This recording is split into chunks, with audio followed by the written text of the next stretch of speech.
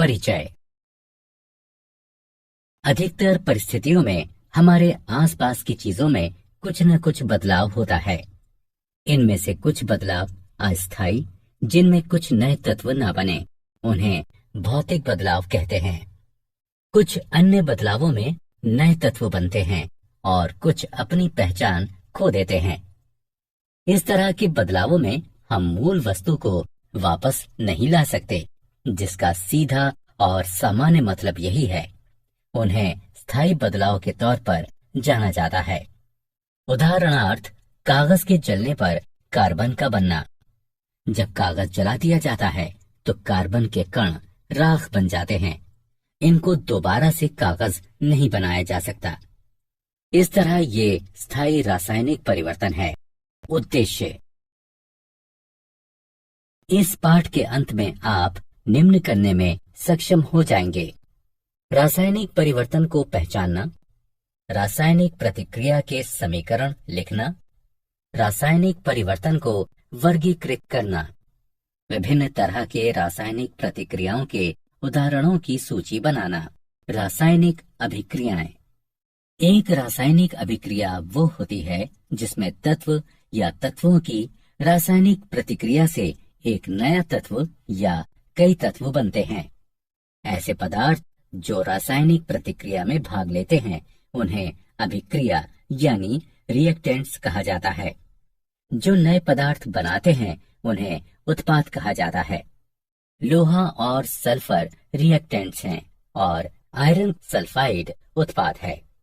जब चीनी को गर्म किया जाता है तो वो जल जाती है। चीनी में पानी के अणु कार्बन छोड़ जाते हैं। रासायनिक समीकरण लिखना। रासायनिक अभिक्रिया में रिएक्टेंट्स एक या अधिक एक साथ प्रतिक्रिया करते हैं और एक नया यौगिक बनता है जिसे उत्पाद कहते हैं। उदाहरण: एल्यूमिनियम ऑक्साइड को डाइल्यूट सल्फ्यूरिक एसिड के साथ मिलाएं जो एल्यूमिनियम सल्फेट और पानी के रूप में हो। इस अभिक्रिया को इस प्रकार से लिखा जा सकता है: aluminium oxide dilute sulphuric acid के साथ अभिक्रिया करके एल्यूमिनियम सल्फेट और पानी बनाता है। रासायनिक समीकरण लिखने के लिए निम्नलिखित तरीके अपनाए जाते हैं। अभिकारकों के प्रतीक और सूत्रों को पहले बाईं ओर लिखा जाता है। यदि एक से ज्यादा उत्पाद हों तो उनके बीच योग धन चिन्ह लगाकर उन्हें अलग अलग दर्शाते हैं। एल्यूमिनियम ऑक्साइड और डाइल्यूट सल्फ्यूरिक एसिड को इस तरह लिखते हैं। तीर का सिरा उत्पाद की ओर होता है जो उत्पाद के रूप में अभिक्रिया होने को दर्शाता है। प्रतीक और सूत्र यौगिकों के गठन यानी उत्पाद को तीर के निशान के बाद दाईं ओर लिखते हैं और ये दर्शाता है कि इसका गठन हुआ है। यहाँ पर एक योग धन चिन्ह भी दो यौगिकों के बीच अलग अलग जगहों पर लगाया जाता है। संतुलित रासायनिक समीकरण। रासायनिक समीकरण द्रव्यमान के संरक्षण के नियम पर आधारित है। इस नियम के अनुसार द्रव्यमान का निर्माण नहीं किया जा सकता है और न ही रासायनिक अभिक्रिया में नष्ट किया जा सकता है। ऐसा सिर्फ तब संभव होता है जब हर परमाणु की कुल संख्या अभिकारक के बराबर हो, साथ ही समीकरण के उत्पादन जितनी हो।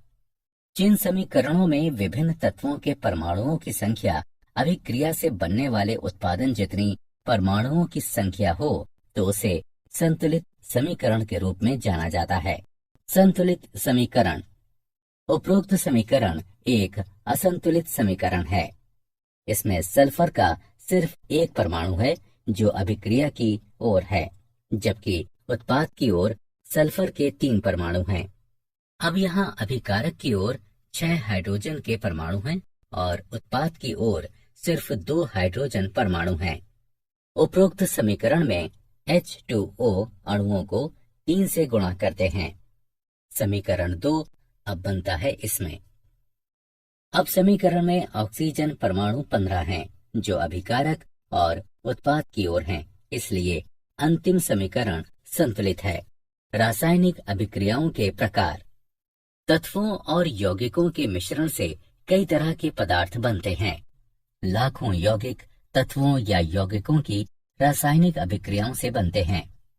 रासायनिक अभिक्रियाओं में तापमान, दबाव, प्रकाश की उपस्थिति आदि के रूप में विभिन्न परिस्थितियों की आवश्यकता होती है। रासायनिक अभिक्रियाएं कई प्रकार की प्रणालियों में घटित होती हैं, जैसे कि मानव शरीर, पौधे, उद्योग, प्रकृति आदि।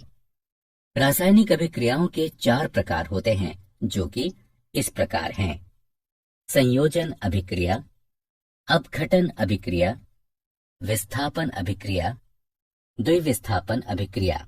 संयोजन अभिक्रिया: कुछ अभिक्रियाओं में नया द्रव्य मूल तत्व में मिलाया जाता है और तत्व द्रव्य में मिल जाता है। इस तरह की अभिक्रिया को संयोजन या संश्लेषण अभिक्रिया कहते हैं। संयोजन अभिक्रियाएं वो होती हैं जिनमें एक तत्व किसी दूसरे के साथ अभिक्रिया करके एक यौगिक बनाता है। ऐसी अभिक्रियाओं को संश्लेषण अभिक्रियाएं भी कहते हैं। उदाहरणार्थ, हाइड्रोजन को ऑक्सीजन से मिलाने पर पानी बनता है। संयोजन अभिक्रियाएं: एक मैग्नीशियम रिबन लें और उस पर लौ की गर्मी दें। इसके जलने से चमकदार सफेद रोशनी निकलती है। मैग्नीशियम रिबन सफेद पाउडर में बदल जाता है। पाउडर में थोड़ा पानी मिलाएं और लाल लिटमस पर एक ड्रॉप रखें। लाल लिटमस नीला हो जाता है। ऐसा संयोजन अभिक्रिया से होता है। ऑक्सीजन हवा में मैग्नीशियम के साथ मिलकर सफेद पाउडर मैग्नीशियम ऑक्साइड MgO बनाती है। मैग्नीशियम ऑक्साइड पानी के साथ मिलकर मैग्नीशियम हाइड्रोक्साइड बनाता है। इसमें लाल लिटमस नीला हो जाता है। अपघटन अभिक्रियाएं: अपघटन अभिक्रियाएं वे होती हैं जिनमें एक यौगिक सरल यौगिकों में टूट जाता है। उदाहरणार्थ, गर्म करने पर कैल्शियम कार्बोनेट से कैल्शियम ऑक्साइड और कार्बन डाइऑक्साइड बनता है। पानी का अपघटन करने पर जब इसे बिजली से गुजारा जाता है तो ये हाइड्रोजन और ऑक्सीजन देता है। अपघटन अभिक्रियाएं: संगमरमर का एक टुकड़ा लें, इसे चिमटे से पकड़ें, कुछ समय के लिए इस पर आग की गर्मी दें, इसे ठंडा होने दें, इसे पानी में डाल दें, फिर इसमें लाल लिटमस डालें। इस तरह लाल लिटमस नीले रंग में बदल जाता है। कैल्शियम कार्बोनेट यानी संगमरमर अपघटित होकर कैल्शियम ऑक्साइड और कार्बन डाइऑक्साइड बन जाता है। कैल्शियम ऑक्साइड के बनने पर पानी के साथ अभिक्रिया होती है जो उपरोक्त हल देता है, जिसमें लाल लिटमस नीले रंग में बदल जाता है।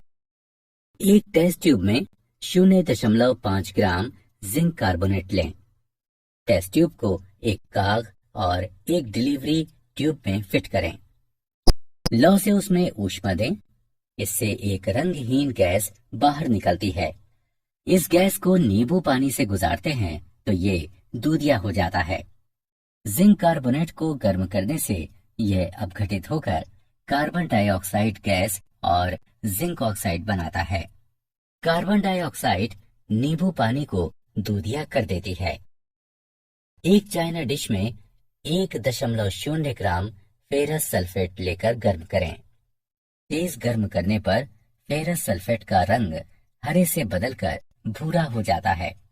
एक तीखी महकदार गैस भी इससे बाहर निकलती है। ऐसा फेरस सल्फेट के अपघटन की वजह से होता है, जो ब्राउन फेरिक ऑक्साइड और SO2 और SO3 जैसी तीखी महकदार वाली गैस निकलती है। विस्थापन अभिक्रियाएं: एक विस्थापन अभिक्रिया वो अभिक्रिया होती है जिसमें एक परमाणु या परमाणुओं का एक समूह एक अणु में मौजूद एक और परमाणु द्वारा विस्थापित होता है। उदाहरणार्थ, आयरन को जब कॉपर सल्फेट के विलयन के साथ मिलाया जाता है तो इससे कॉपर धातु बनती है। टेस्ट ट्यूब के 10 मिलीलीटर पानी में 0.5 ग्राम सिल्वर नाइट्रेट मिलाते हैं। टेस्ट ट्यूब में एक साफ कॉपर का तार जोड़ते हैं। इसे कुछ देर तक छोड़ देते हैं। सिल्वर की चमकीले क्रिस्टल तांबे के तार पर दिखाई देते हैं।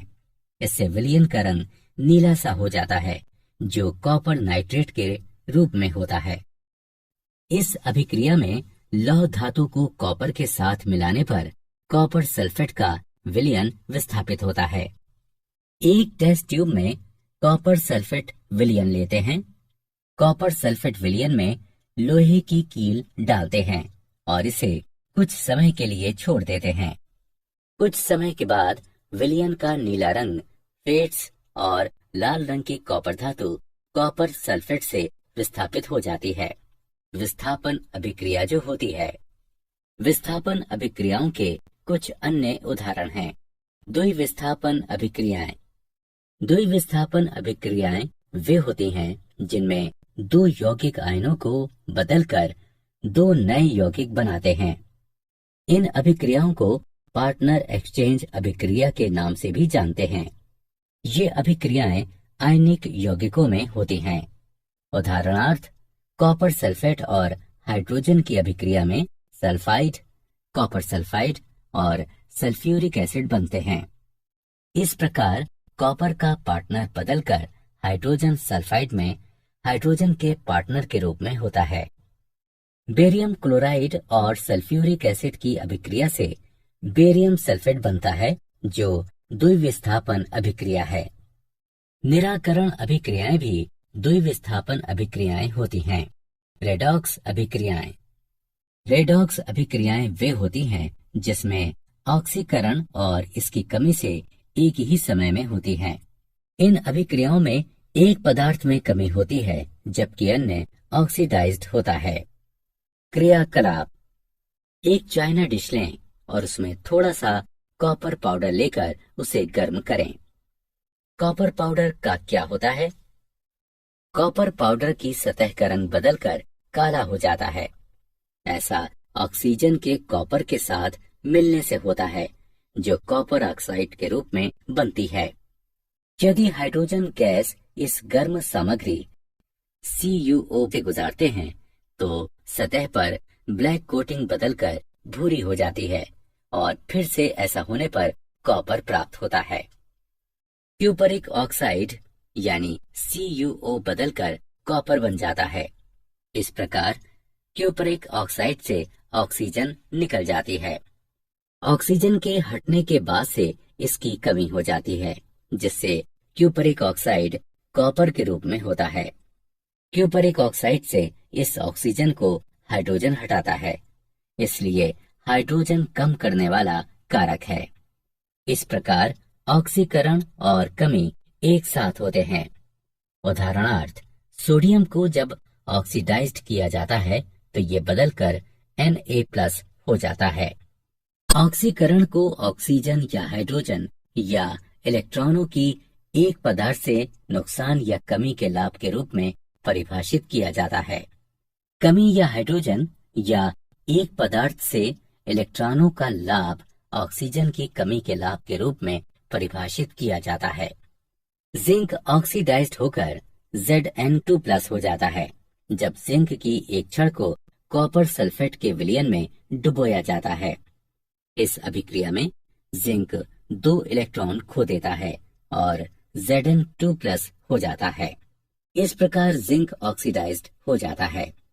दूसरी ओर Cu2+ में 2 इलेक्ट्रॉनों की कमी हो जाती है जिसे ये ग्रहण करता है और वो Cu हो जाता है। संक्षारण। आपने देखा होगा कि लोहे के बने पुराने गेट पर लालिमा युक्त भूरे रंग की परत चढ़ जाती है।